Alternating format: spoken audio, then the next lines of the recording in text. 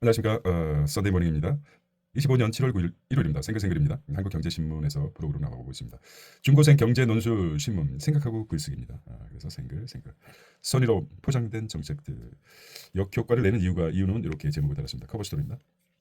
상법 개정안 일명 노란봉투법 노동조합과 노동관계조정 개정안이 국회 의결 과정에서 큰 논란을 빚었다는 소식입니다. 중고생 상대로 하기 때문에 많이 어떻습니까? 여기에 이제 노란봉투법, 양국관리법, 이자제한법, 철창 안에 갇혀 있죠. 상법의 족쇄를 차고 있습니다. 좋은 이미지는 아닌 거죠. 딱 보는 순간. 넘어가도록 하겠습니다. 자, 커버 스토리고 두 번째는 키워드 시사 경제입니다. 이면호죠. 기자 아침마다 하는 모닝 루틴 진행하고 있습니다. 미 관세 불똥 맞은 소포라고 합니다. 자, 미 관세 맞은 소포로 나왔습니다. 800달러까지 얼마였습니까? 800달러까지 면세였는데 이젠 다 관세 내라고 합니다. 800달러면은 111만 원 정도였지 않습니까? 111만 원 정도가 800달러. 2015년 면세 기준선을 800달러로 상향했다. 미국 정부가 소액 소포 면세 제도를 폐지하면서 세계 각국에 혼란에 빠졌다. 미국 세관 국경보고 CBP라고 하네요. 네. 지난달 29일 0시 1분부터 미국에서 국제 우편 소포를 반입되는 수입 물건에 예외 없이 관세를 부과하기 시작했습니다. 미국이 1938년부터 우편물로 반입된 물건의 가치가 일정 금액에 미달하면 관세를 면제 준 정책을 펴왔는데 2025년에는 면세 기준선을 800달러로 상향했다는 것입니다. 광화문 한시민의 소포를 접촉. 미 소포 면세 폐지 세계 각국 혼란스럽다. 트럼프 중국 저가품 또는 마약류 반입에 악용되기 때문에 시행한다. 저가품이나 마약류 반입. 보통 이제 우리가 테무라든지 알리익스프레스에서 싼 가격에 소포를 많이 활용하죠. 자, 가격 차별의 숨은 원리라고 한다. 주니어 또 생각도 있어요. 초등 학생들 위해서. 수능 마지막 수험생 여러분 화이팅. 시험지를 뒤로 넘기는 게 어제 기억나십니까? 긴장되는 순간이죠. 네. 자, 3년입니다. 9월 모평 작년 수능과 비슷한 수준이라고 합니다. 수학영어 6월 모평보다 어려워. 올해 사탐론 최고죠. 사탐론이 뭔지 아십니까? 네. 사탐론 치킨론도 아니고 사탐론 사회 숫자로 읽는 교육 경제입니다. 생각하고 글쓰기 컬러 문항도 나오고 쭉 보겠습니다. 나 이것만 읽어볼까요? 생소하기 때문에 3일 시행된 2026년 대학 수학 능력시험 수능 9월 모의평가 국어, 수학, 영어 영역은 모두 작년 수준 수능과 비슷한 난이도로 출제된 것으로 분석됐다. 입시 업체별 영역별 난도에 대한 세부 평가는 다소 엇갈렸지만 전반적으로 작년 수능 수준에서 벗어나지 않았다는 평가라고 합니다. 자, 임성호 종로학원 대표는 영어 1등급 예상 비율은 3%로 매우 낮게 추정된다며 영어 1등급 비율이 4% 미만으로 떨어지면서 상대 평가인 국어나 수학보다 낮아질 수 있다는 상황이라고 했습니다. 종로학원. 자, 자율주행 시 전통 택시 비중 94%. 자율주행 시대라고. 자율주행 시대 전통 택시 비중 94%. 유혹은 12%라고 합니다. 하는 택시 산업 혁신 방안을 제안했습니다. 정부가 택시 면허를 구입해 구조 조정, 자율주행 규제 지방부터 풀어야 한다는 지적이 나옵니다. 자, 이 글을 쭉 읽고 그다음에 생각하는 글쓰기 포인트가 뭘까요? 어떤 좋은 질문이 중요하죠. 한국은행이 제안한 택시 산업 혁신 방안을 찾아서 읽어보자. 주요 선진국의 자율주행 기술 개발 현황과 자율주행 택시 시장을 알아보자. 우리나라 택시 서비스 시장의 문제점 무엇이고 왜 해결되지 않는지 파악해보자. 완전히 뭐 전문가 수준의 질문을 하고 있습니다. 그래서 사실 생글생글 자체가 중고생 대상이지만 상당히 수준이 높습니다. 생글생글 커버 스토리입니다. 3회입니다. 노사 상생 돕고 경영 투명성 높인다지만 기업 활동 위축되면 모두가 소실이 아닐까. 노사 상생을 돕고 경영 투명성을 높인다지만 기업 활동 위축 모두가 손해가 되지 않을까라는 노란봉투법이죠. 노동조합법. 기업의 대항권 미비한 상법. 그 다음에 글로벌 스탠다드는 뭘까 한번 생각해 보게 합니다. 자, 질문을 먼저 어떤 질문을 물어봤을까 한번 볼게요. NI 포인트. 상법이 대체 무엇을 규율하는 법인가를 살펴보자. 최대 주주 어떤 수단으로 기업을 지배하는지 알아보자. 행동주의 펀드는 투기 자본이라는 비탄을 받는데 이에 대한 공부를 해보자. 야, 이거 굉장히 수준이 단순하면서도 결과적으로 이제 노사 상생이라는데 기업이 위축 수 있다. 노란봉투법 상법 이런 것들이 이제 반론을 시작했죠. 기업의 대항권, 미비하다 상법이. 그렇다면 세계적인 글로벌 스탠다드는 뭘까? 그래서 이런 내용을 쭉 읽어보고 그 다음에 상법은 무엇을 규율하는 법인가? 최대주주는 어떤 수단으로 기업을 지배하는가? 특히 이제 한국은 지분이 크지 않은 뭐큰 중소기업 같은 큰 경우도 있지만 삼성전자 이재용 회장 같은 지분이 뭐 2% 내외인 것으로 알고 있는데 삼성은 좌지우지하고 있습니다. 1몇 %입니다. 이재용. 행동주의 펀드가 왜 행동주의 펀드가 투기 자본이다 비판이 있는가에 대해서 한번 따져보도록 생각해보자. 상당히 수준이 있습니다. 중고생이라고 사실 중고생이 봤을 때 좀 약간 전문적인 분야고 가장 최상위 고등학교라는 것은 그 최고자 아닙니까? 최고의 고등 최고의 수준의 물론 대학원 박사과정도 있지만 일반인 기준에서 최고의 학부라고 생각하고 있지 않습니까? 상식이 최고입니다. 보겠습니다. 오면의 생글생글.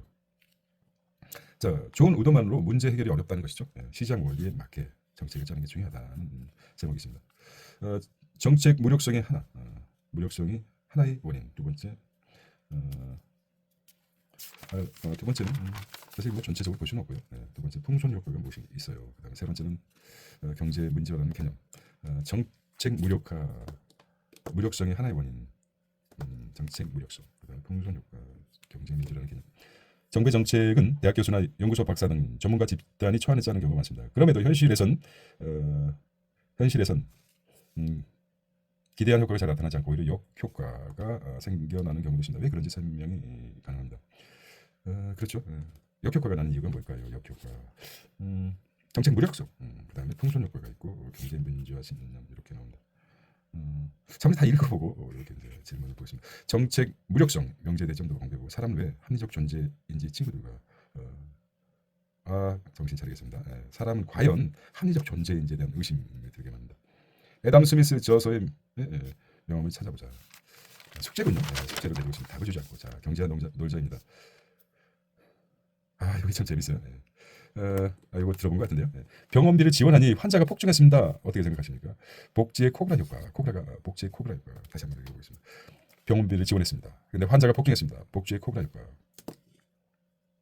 자, 인도에서는 코브라를 잡아오면 포상금 돈 받으려고 코브라를 길렀다고 합니다. 숫자가 더 늘어 정책이 오히려 문제를 악화시키는 현상은 코브라 효과라고 합니다.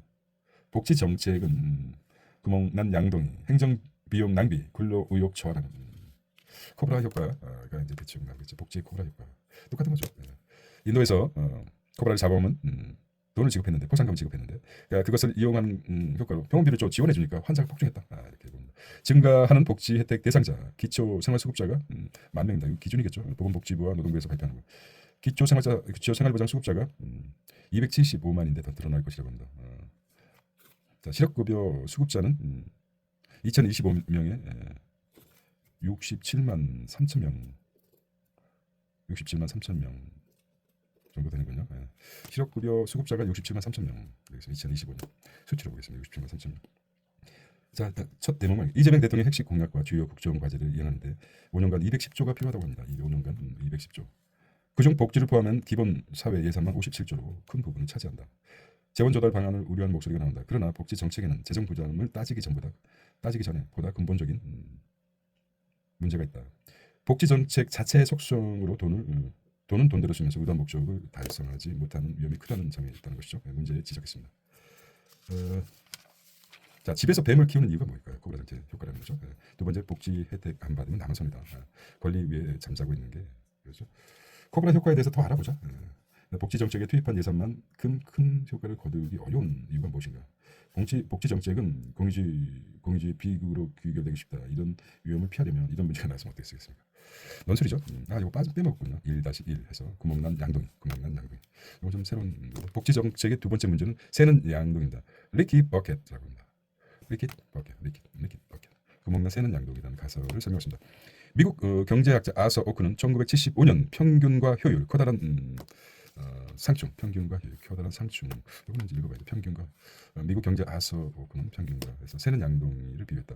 정부가 부자에게 세금을 걷어 가난한 사람에게 나누어주는 일은 물을 풍부한 곳에서 양동이에 물을 담아 물이 부족한 곳으로 가져가는 것과 비슷한데 정부가 들고 있는 양동이에 구멍이나 물, 세금, 세금이 졸졸 샌다는 것입니다. 그 때문에 복지 정책은 투입한 예산만큼 효과를 거두기 어렵다는 것이죠. 구멍난 양분. 세금을 걷고 복지 정책을 실행하는 과정에 들어가는 행정 비용과 근로 유인 악화에 따른 경제 활력 저하 등 낭비 요인이다. 때로는 정책 혜택이 엉뚱한 사람에게 돌아간다.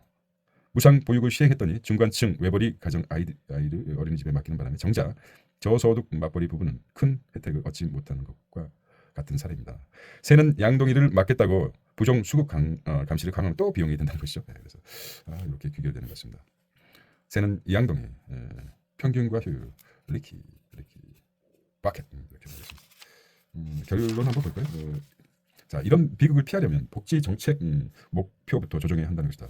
기초생활수급 생활보장제도는 빈곤가족 지원이 아니라 빈곤 탈출률을, 실업급여제도는 실업자의 지원이 아니라 고용 증가로 목표를 삼아한다는 얘기죠. 여기 나오네요. 결국. 자, 복지 정책의 조정 기초생활보장은 빈곤가족 지원, 빈곤 탈출이 목표고 실업급여 제도는 실업자 지원이 아니라 고용 증가 목표를 삼아야 한다는 얘기입니다. 이 대통령은 씨앗을 빌려서라도 씨앗을 빌려서라도 뿌리겠다는 국채 발행죠. 국채 발행. 이거 늘릴 가능성을 내비쳤다. 노인과 취약계층 중심으로 한 복지 정책은 필요하다. 그러나 코브라 효과와 새는 양동이에서 복지 정책의 근본적 한계를 감안하지 않은 채 지출을 확대한다면 결과적으로 우리가 자주 사용하는 밑빠진 독에 물 붓기 될 가능성이 크다고 이렇게 얘기를 했습니다. 그렇죠. 보니까 기초생활 보장은 빈곤 탈출률을 높이고 실업급여는 뭐라고 했습니까? 고용 증가 목표를 삼아야 된다. 단순한 지원이 아니라 어떤 빈곤 탈출과 고용 증가를 목표로 삼아야 된다. 그렇습니다. 자, 시사 이슈 찬반을 보겠습니다. 990원 소금빵. 이거 누가 슈카 TV에서 슈카가 나왔죠? 슈카 TV. 슈카 월드죠. 월드에 슈카가 주장한 말이죠. 유튜브죠. 유튜브가 큰 파란을 일으켰습니다. 유튜브 슈카 월드. 990원 소금빵. 최저가 빵집의 실험 괜찮을까? 라는 찬반이 있습니다. 구독자 360만 명을 거느린 경제 유튜버 채널 슈카월드 운영하는 슈카가 최근 서울 성수동에 최저가 빵집을 열어 논란이 중심됐다. 그렇죠. 빵집까지 이렇게. 빵값이 미쳐 날뛰고 있다. 소금빵을 990원에 판매하는 파격적인 실험에 나섰다. 팝업 스토어가 문을 열자 긴 줄이 늘어서는 소비자 열렬히 반응했다. 하지만 자영업자들이 반발을 거셌죠. 마치 다른 제빵업자들이 부당하게 비싼 가격을 받는 것처럼 보이기 때문이다. 비판이 쏟아졌다. 중소 베이커리들은 원재료비와 인건비, 임대료, 공과금까지 감당해야 하므로 990원의 빵은 현실적으로 불가능하다는 입장이다. 소비자는 합리적 가격을 요구하지만 자영업자는 최소한 생존 마진을 지켜야 하는 현실이 충돌한 셈입니다. 이번 사건은 소비자 후생과 소상공인이 생존권 사이의 간극을 적나라하게 드러내며 사회적 논쟁을 벌여졌었죠. 소금빵. 그래서 이제 찬성 반대가 있습니다. 찬성 반대. 우리 이런 얘기 하고 싶지 않지만 쪽파 한 단에 800원 나가는 거 마찬가지로 그런 이거 큰 영향을 없지만 거의 슈카월드가 더 한 400만 넘지 않았을까 이런 생각이 듭니다. 물론 빠져나간 사람도 있겠지만. 값싸고 품질 좋은 찬성입니다. 빵 가능성을 제시했다. 이런 측면에서 상당히 의미가 있다. 소비자 후생과 시장 혁신을 위한 도전이다. 찬성합니다. 반대하는 쪽에서 뭡니까? 인건비, 임대료, 이유는커녕 손실만, 자영업 현실도 모르는 무책임한 태도다. 이렇게 얘기했습니다. 자, 이건 뭡니까? 새롭게 안고 없는 찐빵이라고 하듯이 소금빵은 소금이 없는 소금빵 이런 말로 누가 또 얘기합니다. 안고 없는 찐빵, 핵심이 빠진 것이라는 의미처럼 소금이 없는 소금빵 이거로 대체했습니다. 그 말이 또 기억이 나는군요. 자, 한번 이렇게 논리적으로 한번 기반해서 한번 얘기를 해보겠습니다. 그리고 마이크가 왔을 때, 자, 990원 소금빵, 이번 990원 소금빵 이렇게 돼서 한번 읽어보시고, 자, 그래서 이제 결론적으로 이제 생각하기 소비자 후생 확대 지속 가능한 해법 찾아야 한다. 어쨌든 이런 아주 상큼한 짭짤하고 이런 주제가 슈카가 어떤 도전 의식을 사회에 대해 경종을 울리는 생각하게 하는 좋은 사례였다고 봅니다. 저는 그렇게 생각합니다. 경제학 원론 상체 김영진 교수 중앙대 교수입니다. 환율 변동과 재정 정책에 대해서 환율 변동과 재정 정책. 자, 변동 환율제에서 재정 확대 효과 크지 않다. 변동 환율제가 뭘까요? 재정 확대 효과 크지 않다. 이건 이거 그래프 나왔군요. 와우, 이거 뭡니까 그래프? 자, 이건 이제 지식의 총공급 물가, Y축은 물가, X축은 국민소득입니다. 뭐라고요? 이렇게 해서 Y축은 물가, 프라이스, 국민소득. AS, 김남비가 디멘드, 이거 지금, 머리를 뒤통수 치는데요. 기억나십니까? 뭐 쌍그래프 막 이렇게 겹쳐서 나오고 말이야. 증가하고 감소하고, 뭐 서프라이드 디멘드 같은데. 총공급 법칙, 총수요 법칙, 어덜트가 아니죠. 어쨌든 그렇습니다. 아주 더 얘기할 수 없습니다. 자, 기억해. 이번 주부터 경제 개방에 경제 안정 목표라고. 갑자기 머리가 쥐가 날 듯합니다. 자, 폐쇄 경제와 재정 정책. 두 번째 변동 환율제와 확대 재정 정책. 세 번째 자금 이동 정도 확대 재정 정책. 자, 개방 경제 국가의 재정 정책 효과는 폐쇄 경제와 차이가 난다. 그러나 이러한 차이는 일률적이지 않다. 이것이죠. 아이고, 좀 넘어가고 싶네요, 갑자기. 기억해두세요. 뭘 기억할까요? 변동 환율 제도에서 확대 재정 정책을 실시한다면 일단 폐쇄 경제와 마찬가지로 총수요가 늘어나 GDP가 늘어나고 물가가 상승한다. 이것이죠. 뭐 들어도 잘 모르겠죠. 예. 그러나 정부 지출 증가는 구축 효과로 이자율이 높이고 그 결과 해외 자본이 국내로 유입된다. 외환 시장에서 달러 공급이 늘어나 환율이 하락한다. 환율이 하락하면 순수출이 줄어 총수요가 감소하고 수입하는 원자재 가격이 하락하여 공급이. 이게 이제 설명인 것 같은데. 지각합니다. 이거 해야 되나 말아야 되나. 자, 그렇지만 우리는 갑니다. 변동 환율 제도에서는 확대 재정 정책을 실시하면 일단 폐쇄 경제와 마찬가지로 총수요가 늘어나서 총수요가 늘어난다. 변동 환율 제도에서 확대 재정 정책을 하면 총수요가 증가한다. 여기까지 이해하셨죠? 저도 이해합니다. 늘어나 GDP가 올라가겠죠. 물가가 상승한다. 그러나 정부 지출 증가는 구축 효과로 이자율이 높아지고 그리고 해외 자본이 국내로 유입, 외환 시장에서 달러 공급이 늘어나 환율이 하락한다. 외환 시장에 달러 공급이 늘어났죠. 외환 시장에 달러 공급이 늘어나 환율이 하락하면 순수출이 줄어 총수요가 감소, 수입하는 원자재 가격이 하락으로 총. 와우. 어쨌든 이런 메커니즘이 있다고 합니다. 쉽지 않아요. 아주 그래서 경기가 어렵게 표현한다는 것이죠. 자, 한번 정식으로 한번 읽어보도록 하겠습니다. 이 그래프에 대한 설명입니다. 이 그래프의 설명. 자, 변동 환율 제도에서는 확대 재정 정책을 실시하면 일단 폐쇄 경제와 마찬가지로 총수요가 늘어나 GDP가 늘어나고 물가가 상승한다. 그러나 정부 지출 증가는 구축 효과로 이자율을 높이고 그 결과 해외 자본이 국내로 유입한다.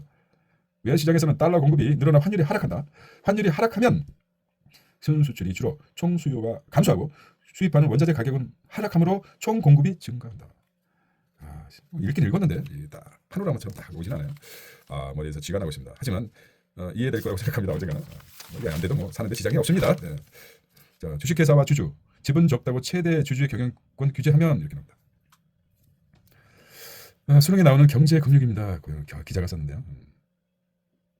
기자를 기레기라고 그랬죠. 글쎄, 들어보셨죠? 기레기 좋지 않은 말이죠. 기레기. 여기다 이제 이렇게 쓰면 안 좋은 말입니다. 네, 좋지 않은 말입니다. 그만큼. 자, 이거는 이제 생각하겠습니다. 자, 주식회사와 주주, 지분이 적다고 최대 주주의 경영권을 규제하면 어떤 현상이 일어납니까? 자, 주식회사 기본 원리에 대한 지문은 수능 출제 가능성이 있습니다. 특히 주주의 종류와 역할 등 기본 개념에 대한 것이 비문학 지문으로 나올 수 있습니다. 헷갈리는 부분은 꽤 있는 개념인 만큼 문제 내기도 좋은 주제입니다. 이런 문제 내면 그래서 그러니까 이제 지분이 삼성전자를 예를 들자면 삼성전자의 삼전의 이재용의 지분과 미국이 보조금으로 가져가려는 지분이 비슷하다고 합니다. 크지 않겠죠. 2% 정확하게 2% 내외라고 합니다. 근데 그 큰 98%의 어떤 지분 총량에 비해서 그렇습니다. 그래서 최대 주주는 대주주와 개념이 달라요. 대주주는 회사에 영향을 미칠 정도로 지분이 많이 들고 있는 주주를 말하는데 상장사의 경우 통상 1~2% 지분이 들고 있어도 대주주로 분류를 합니다. 주식을 많이 들고 있지만 경영상 직접 영향력을 행사하는 데 한계가 있죠. 따라서 있다는 것입니다. 5% 이상 들고 있는 개인이나 법인에서는 주요 주주라는 표현을 씁니다.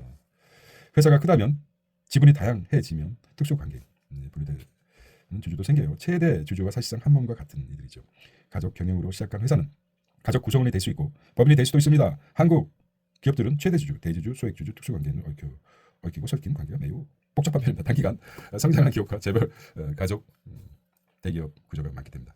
그래서 한국 기업들은 최대 주주, 대주주, 소액주주, 특수관계에 얽혔다고 합니다. 한국 기업의 특성은 최대 주주, 대주주, 소액주주, 특수관계에 섞였다. 얽히고. 자, 주식회사는 왜 생겼을까요? 최대 지주 지분이 줄어드는 이유는 무엇일까요? 소액주주 보호를 위한 장치는 또 무엇일까요? 이렇게 나왔습니다. 자, 2026년 수시 지원 경향과 2022년 수시 경쟁률을 분석한다. 대입 전략입니다. 이거는 수험생을 둔 가족이 보시면 좋겠습니다. 제목만 보면 상향 2회 이상 93%, 상향 2회 이상, 하향은 안 한다 45%. 분석이 나와요.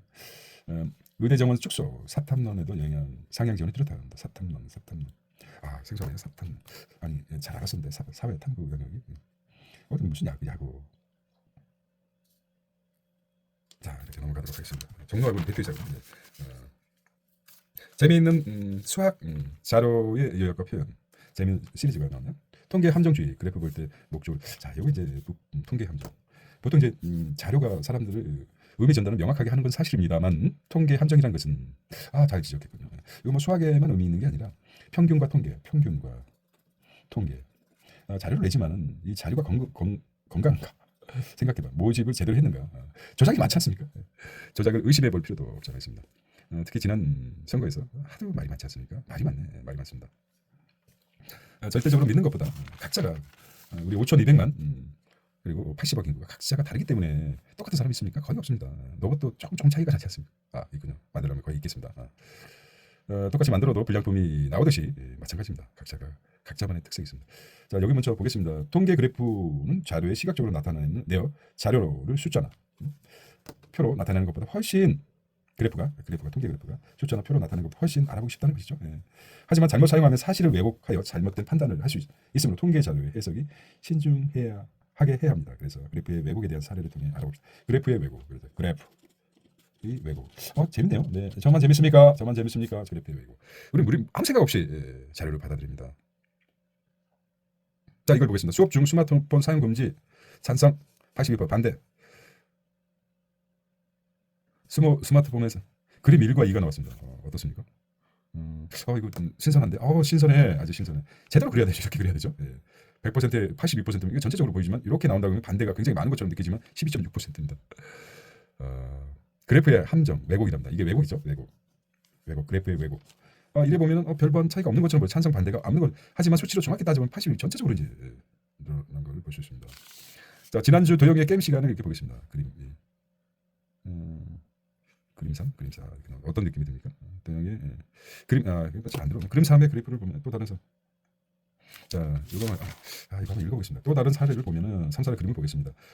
이 그래프는 도영이가 게임 시간을 줄이기 위해 지난 한 주 동안 노력한 결과를 나타냅니다. 그림 3에서 그래프를 보면 지난 한 주 동안 도영이가 게임 시간을 매우 큰 폭으로 줄어든 것처럼 보입니다. 그런데 그림 4는 그래프의 지난주 한 주 동안 도영이의 게임 시간이 조금밖에 줄어들지 않는 왜일까요? 두 그래프를 세로축을 살펴보면 이유를 알 수 있습니다. 세로축 눈금 한 칸 간격 그림처럼 3그림처럼 5분 간격으로 나타냈고 그림 4는 20분 간격으로 나타냈습니다. 따라서 1시간을 그릴 때 그림에서 눈금 12칸으로 나타내는데 그림 4 눈금 3칸으로 나타나. 이렇게 이제 결과적으로 어떤 의미입니까? 이건 굉장히 많이 줄어든 듯한 느낌이 들죠. 이건 아주 짧게 5분 간격에서 이렇게 아빠한테 아빠 내가 지난주 게임 시간이 이렇게 줄어들었어. 이 그래프를 갖다 주면 훌륭해. 그렇지만 이 그래프를 야 지금 뭐하니? 장난하니? 뭐 이렇게 나오겠죠. 그게 그래프의 왜곡이라고 합니다. 재밌습니다. 통계 함정. 특히 이제 요거는 이제 선거 지지율이라든지 이렇게 이런 그래프를 하고 싶었겠죠. 수학에서 이제 너무 정치적인 색깔이 들어갔기 때문에 하지만 저는 합니다. 저는 합니다. 마지막으로 세상에 세 종류의 거짓말이 있다고 합니다. 세 종류의 거짓말. 새빨간 거짓말. 그리고 재밌네요. 세상에 세 종류의 거짓말이 있습니다. 거짓말, 새빨간 거짓말, 그리고 통계학이라고 합니다. 와, 톰 소요의 모험으로 유명한 미국 작가 마크 트웨인이죠. 자서전에서 써서 유명하지 문구입니다. 통계학의 중요성을 잘 표현한 말인 것처럼 같습니다. 다양한 통계 그래프를 매 눈으로 바라보며 비판적으로 사고하는 능력을 그리고 통계적 수행과 함께.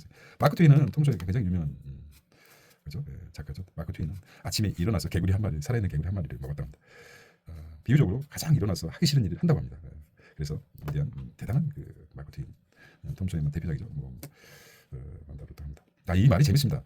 세상에서는 세 종류의 거짓말이 있다. 거짓말, 새빨간 거짓말, 그리고 통계학이 그렇게 이제 거짓말을 사용하는. There is three kind of lies, demand lies, and statistic 이렇게 나옵니다. There is three kinds of lies, demand lies, 새빨간, demanded lies, 새빨간입니다. And statistic 통계학이 있다. 이거 좀 있습니다.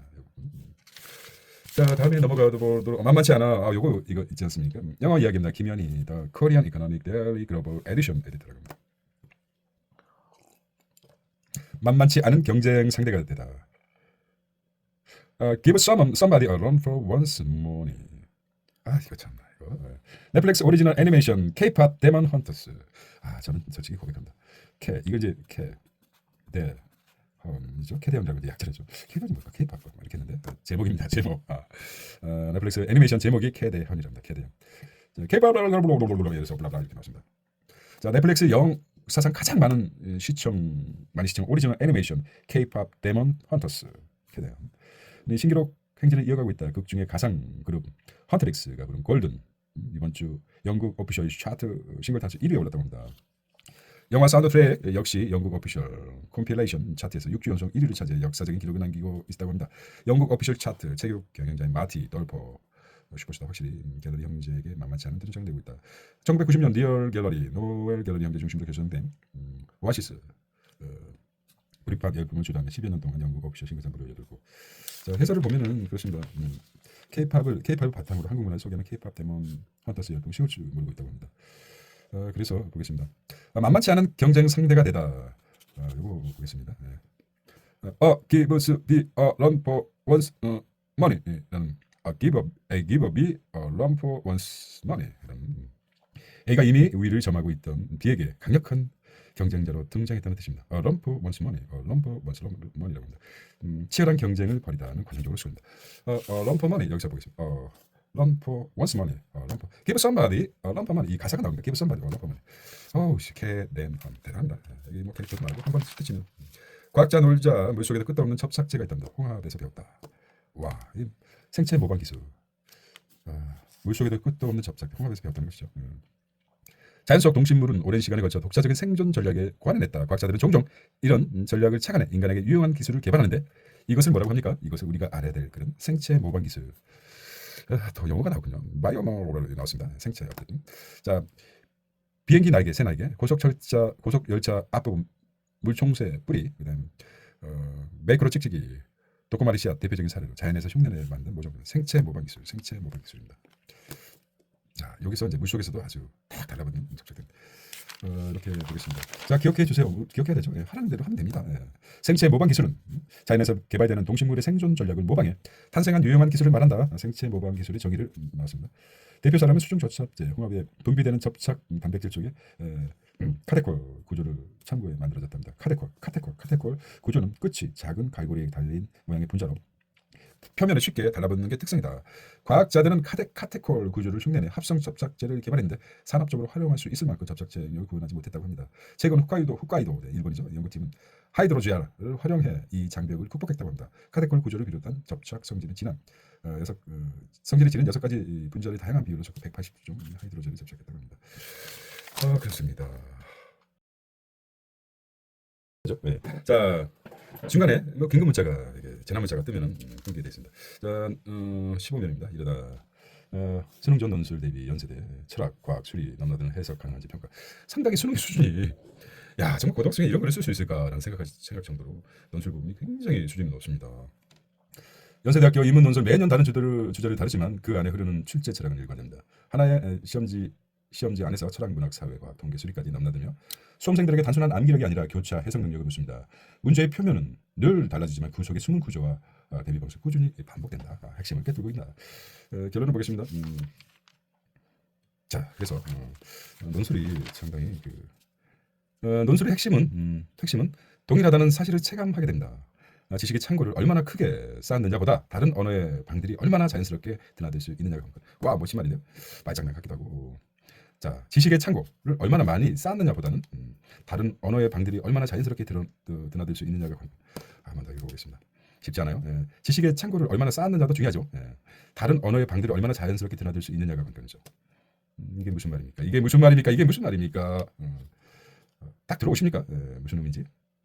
논술의 핵심은 사실 동일하는 지식 창고를 얼마나 크게 쌓느냐보다 다른 언어, 다른 문화라고 되시죠. 다른 분야, 다른 파트, 이과면 문과 얼마나 자연스럽게 드나들 수 있느냐. 드나들 수 있다는 말은 이해하고 공감할 수 있다는 거죠. 그렇게 받아들입니다. 참 논술적인 사고로 이야기합니다. 김재관입니다. 배치 한글은 입시 논술 원장님. 이거 녹화됐습니까? 이것도 안 되는지도 모르겠습니다. 이렇게 한번 보죠. 자, 신달자 시인은 비가 손을 적시는 데 등이 따스하다. 고대현입니다. 고대현 시편.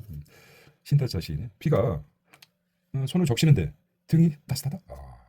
한번 읽어보도록 하겠습니다.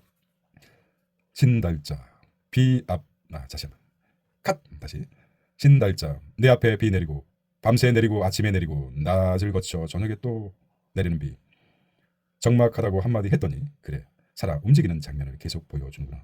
고맙다. 너희들 다 안아주다가 늙어버리겠다. 몇 줄기는 연창으로 들어와 반절 손을 적신 죄송합니다. 카타고 다시 반절 손을 적신다. 손을 적시는데 등이 따뜻하다. 손을 적시 여기 이제 가장 큰 손을 적시는데 등이 따뜻하다. 쭉쭉쭉쭉 줄줄줄 비는 엄마 심부름처럼 다른 사람에게도 내리지 않고 춤추듯 노래하듯 긴 영화를 돌리고 있다. 엄마 한잔할 때 부르던 그락 닮았다. 큰 소리도 아니고 추적추적 혼잣말처럼 오르락 내리락 하는 비. 이젠 됐다고 이젠 됐다라고 말하려다 꿀꺽 삼킨다. 저 움직이는 비바람이 뚝 그치는 그 다음에 고요를 무엇이라 말할 준비가 되어 있지 않다. 표현이 막막하다. 모르겠습니다. 손을 적시는 데더니 따뜻하다. 손과 등. 문학은 느끼는 겁니다. 해석하라고 하지 마죠. 그냥 느낌 해석하면 안 됩니다. 자, 이렇게 비 내리는 풍경의 시선 아름답고. 자, 음미해 보겠습니다. 음미 미음을 음미하듯 차분히 해보겠습니다. 글은 아름답다는 말에 어는 아름 뒤에 찾아오는 깨달음이다. 아름답다는 아름 뒤에 찾아오는 깨달음이라는 것에 뒤늦게 깨우쳤습니다. 돌아가신 어머니의 세 가지 당부 또한 잊지 않았죠. 평생 공부하라, 돈 벌어라, 행복한 여자가 되어라. 어머니가 생전에 다 이루지 못한 것들입니다. 남편과 시어머니를 간병하며 세 딸을 키우는 역할을 담당할 수 있었던 것은 어머니의 가르침 덕분이었습니다. 신달자 아름답다는 아름 뒤에 오는 깨달음. 와, 이거 멋있는 말입니다. 아름답다가 무엇이라? 아름답다. 신달자의 통찰입니다. 아름 뒤에 오는 깨달음. 아름답다가 아름 뒤에 오는 깨달음. 이런 그런 시인만이 가질 수 있는 통찰이 아닐까. 하기 있으십지 불욕 여호와라. 공작 한 말이죠. 하기 있으십지 때로 배고 이기고 뭐 이러면 기쁘지 않는가. 이런 말 아닙니까? 아름답다라는 것은 여성적인 측면에서 아름 뒤에 찾아오는 깨달음. 그래서 아름답다라는 말.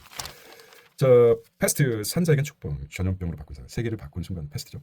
자, 그게 간단히 보겠습니다. 김동국입니다. 자, 14세기에 흑사표 14세기 유럽의 강타 영국, 스페인, 독일 등 인구 절반이 사라졌다는 것입니다. 피란체 주요 도시가 반토막이 났습니다. 패스트 흑사병이 14세기 거의 절반이 2분의 1이 인구가 사라졌답니다. 패스트. 사회 경제 구조 송두리째 흔들렸습니다. 사람이 귀해지고 땅이 남아도면 토지 가격이 급락하고 목 제대로 달라. 농금 임금이 3배로 급증하고 힘세진 약자 지배층 때문에 혁명이 있다. 이런 게 패스트가 사회에 전반적으로 큰 영향을 주었군요. 자, 첫 문장과 마지막 문장을 읽어보도록 하겠습니다. 패스트, 산자에겐 축복이라고 합니다. 2분의 1이 죽었지만 살아남은 2분의 1에겐 축복이다. 이렇게 했습니다. 최근 중국 북인도를 비롯한 동방의 광범위한 지역의 연령과 인종에 상관없이 패스트가 퍼지고 있다. 사람들은 처음에는 피를 토하고 일부는 토혈한 지 얼마 후에 나머지 3, 4일이 죽는다. 전염병은 한 나라에서 다른 나라로 차츰 번져가 마침내 흑해와 시리아, 터키, 이집트, 홍해, 북방아시아 그리고 아르메니아까지 모두 퍼졌다고 합니다. 이게 14세기죠. 자, 이런 결과가 있습니다. 그리고 자, 마지막 보겠습니다. 여기까지 읽어야 돼. 한 패러그래프. 대참사를 겪은 유럽인들은 성서 속의 심판론에 익숙해졌을 뿐만 아니라 가파르게 경제 성장으로 부를 축적하면서 중세의 후기 대형 성장과 각종 교회 건물에 들어선 것도 가능해졌다는 것이죠. 자꾸 이제 박지원 화술이 자꾸 생각나요. 좀 느리면서 그런데 이렇게 끄는 거 별로 좋지 않은데. 그리고 한번 흔들린 사회 구조는 이후 지속해서 영향을 미쳤다. 그러니까 또 사회 지배층은 흑사병 발병 이전 상태로 임금 수준이 논리력 인위적으로 개입했고 농민, 임금 노동자들은 이에 강하게 반발했기 때문이다. 결국 위아래에 뒤집혔고 균열은 그 균열이 긴 사회에서 계속 등장한 것은 유럽 각지 발전은 반란과 혁명 그리고 내전이었다고 합니다. 흑사병이 남긴. 자, 이제 핵심을 보겠습니다. 이제 통찰 한번 해보겠습니다. 각자 통찰하게. 그냥 기사만 읽고 이런 게 있다 이러면은 발전이 없습니다. 이게 같은 것을 다르게 봐야 됩니다. 이게 진짜 맞을까? 이렇게 이제 이렇게 막 글 쓴 사람들은 이렇게 저에게 설득될 준비가 되셨습니까? 그러면 자 읽기 시작하십시오. 해서 다 읽고 그렇구나. 근데 그렇다면은 한번 같은 것을 같이 함께 보겠습니다. 패스트가 14세기 패스트가 유럽과 전 세계 그 당시 절반의 인구를 2분의 1의 인구를 죽였다고 합니다. 인구가 줄어들면서 남아도는 땅이라든지 뭐 이게 있겠죠. 그리고 여러 가지 문제가 있겠지만은 어쨌든 반토막이 났습니다. 그래서 경제, 사회 구조가 송두리째 움직이겠죠. 사람은 귀해지면 땅은 남아들고 토지가 지큰다. 그러다 보니까 살아남은 자들에게 축복이 되겠죠. 제 몫도 달라. 인구가 많았을 때 이제 공급이 부족하니까 3배로 4배로 급증했답니다. 약자 지배층의 대립이 이제 길어져서 혁명이 일어났습니다. 혁명도 일어나고 내전도 일어나고 저자가 일어났겠죠. 14세기 이게 이제 그렇게 흘러간다고 보게 되겠습니다. 자, 보겠습니다. 19면 꿈꾸기 위해 필요한 2가지 돈과 자기방. 버저니아에 나올 그 자기방. 자, 여성은 남성을 2배 확장구 마음 전체가 활짝 열어야 한다. 그렇죠. 자, 처음에 그 자기방. 작가는 혼자. 자, 버지니아 울프는 100년이 지나면 여성이 보호받는 성이기를 그만둘 것입니다. 라고 합니다. 100년이 지나면 여성이 보호받는 성이기를 그만둘 것이라고 합니다. 아이 보는 여자는 석탄을 운반하고 가게 주인 여자는 기관차를 운반할 것이라고 합니다. 얘기는 했다. 여자의 방, 자기만의 방. 이제 남녀 불문하고 불확실한 미래를 향해 나가는 사람들에게 힘들지만 꿈꾸는 그 길로 가기 위해 준비해야 할 것이 무엇인가. 나를 둘러싼 인식과 상황은 어떤가를 점검한다. 그때나 지금이나 돈과 나만의 방이 필요하다. 돈과 나만의 방. 버지니아 울프가 두 가지가 꿈꾸기 위해서는 돈과 나만의 장판이 필요하다. 돈과 나만의 방. 그렇죠. 자 이렇게 나왔습니다. 자기만의 방과 삼기니 버지니아 울프가 썼죠. 이 책입니다. 자기만의 방과 삼기니 돈이죠. 그때 단위가 기니다. 자 수락가래 요리됐죠. 폭군의 셰프. 와 이게 이제 나오게 됐습니다. 폭군의 셰프. 그래서 참 셰프 수락간에 요리됐죠. 어제 참 어느 그녀가 보고 싶어서 배가 고픈 것인가 배가 고파서 그녀가 그런 말을 한 것 같아요. 네. 폭군의 셰프. 참 K 드라마가 자 케이블 TV TVN에서 8월 방영 시작한 폭군의 셰프가 화제다. 프랑스 요리대 우승자인 여주인공이 최고의 순간 과거에 떨어져 최악의 폭군이자 절대 미각 소유자는 왕을 만나버리는 로맨틱한 멜로디 이런 설정이 시청자의 관심을 한껏 끈 듯하다. 게다가 본 방영 전 드라마 매력에 미리 엿볼 수 있는 폭군의 셰프 입궁식에서 수락관 요리 대첩이 방영돼 기대감이 높였다고 합니다. 그렇군요. 셰프 폭군 옛날 영어인데 포샤라고 했는데 해본 좀 알았을 텐데 폭군 옛날에 나오고 있습니다. 영어인 줄 알았습니다. 네, 폭군의 셰프군요. 대첩 대승 그다음에 입도 속내 미리 이게 이제 나왔었군요. 내가 이 도착할 때 대충 봤는데 대첩이란 대승 손 우리말로 크게 이금을 이미 싸움이 끝난 뒤에 쓰는 말이다. 말이 정확히 쓰지 않고 대충 왜곡해 사용하면 그것이 기반으로 하는 사고 체대도 함께 비틀어진다는 것이죠. 요리 대첩이 유감이 까닭이 무엇일까? 우리만 알리기. 이거 이제 가장 히트작 대첩 싸움대 쓰는 말인데 됐습니다. 한십 대첩이 막 가른다. 끝나고 대승을 가리킨데 폭군의 셰프 수락관 요리 대첩 끝나고 쓰는 말인데 잘못 쓰였다 이거죠. 어쨌든 그렇고 네가 참 좋았습니다. 어제는 폭군의 민낯 이렇게 아빠 엄마 난 나왔어요. 이렇게 테스죠. 테스 나왔습니다. 테스 맛보기 한번 보겠습니다. 문제 답. 공공재와 공유자원에 관련해서 옳지 않은 것은 답이 먼저 가요. 답이 뭡니까? 답이 5번입니다. 자 이렇게 넘어가도록 하겠습니다. 머리가 아파요. 자 오늘의 그 사자성어입니다. 사자성어. 사불범정. 사악한 것은 바른 것을 범하지 못한다. 정의를 이길 수 있는 부정은 없다는 뜻이죠. 사불범정 이런다. 간사사, 안이불, 범할범, 바를정, 그죠? 사불범정이라고 합니다. 사악한 것은 바른 것을 범하지 못한다. 정의를 이길 수 있는 부정은 없다는 뜻이죠. 소화. 이거를 마지막으로 해서 오늘 썼는데 맞춰보세요. 사불범정, 사불범정. 이란 뜻입니다. 다른 생각이 든 간사사 바를정 안이불 범할범 사정을 하는 범한 자는 아니 죄송합니다. 자 행복하고 유쾌한 휴일 마무리 잘하시기 바랍니다. 사불범정입니다. 사악한 것은 바른 것을 범하지 못한다. 정의를 이길 수 있는 부정은 없다는 뜻입니다. 사불범정. 네. 자 오늘 책 CD컵입니다. 책도 CD처럼 아주 크기 바랍니다. 책 CD컵이었습니다. 안녕.